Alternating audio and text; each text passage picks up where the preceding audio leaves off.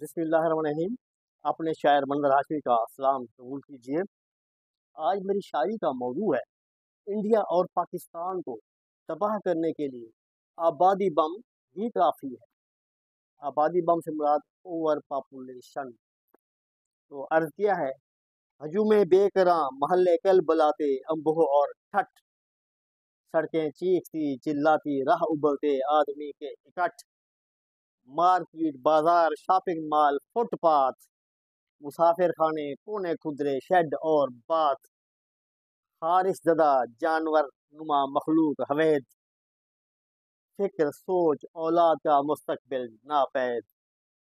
زندگی میں ہر گام شکم پوری کی ہوس، جسم و جام جنس کی بدبو کا لمس، نسل در نسل بھکاری چلے خانہ بدوش، اخلاقیات نہ اقدار نہ کردار کا ہوش، مرے جانور کا گویا جسم پھول جاتا ہے، آبادی بے قرار ملک ڈول جاتا ہے، مردہ جان کو پسو لپیٹ لیتے ہیں، بھبکتے لوگ دیس کو آلام دیتے ہیں، پاک و ہند برائے کل منصوبہ مزاج نہیں، ان کے عوام میں دور اندیش امتزاج نہیں، آبادی بھرتی ہے ملک کل بلاتے ہیں، آبادی بھرتی ہے ملک کل بلاتے ہیں،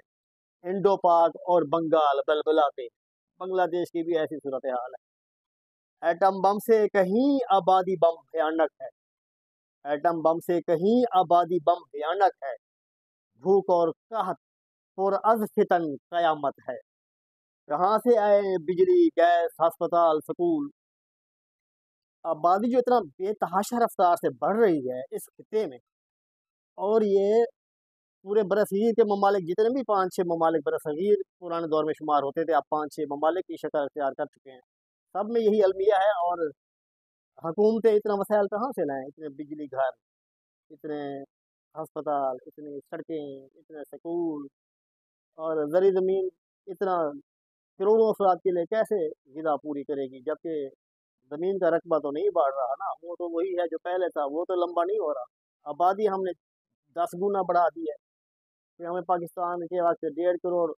ادھر تھے،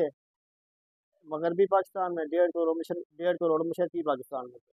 اب مغربی پاکستان موجودہ پاکستان میں 1.5 کروڑ تھے، اب خیر سے 26-27 کروڑ سے اوپر جا رہے ہیں، اللہ رحم فرمائے۔ تو لوگوں کو خود اس چیز کا احساس کرنا چاہیے، لوگوں میں شعور پیدا ہونا چاہیے۔ کہاں سے آئے بجلی گیس ہسپتال سکول،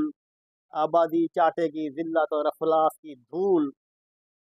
آبادی مشرق کے ملکوں کو نگلے جائے گی، بھیانک موت جبڑے کھول تم کو کھائے گی۔ آخری شعر، منظر وقت پر تشخیص نہ ہو علاج نہ ہو، منظر وقت پر تشخیص نہ ہو علاج نہ ہو، مجھے ہے ڈر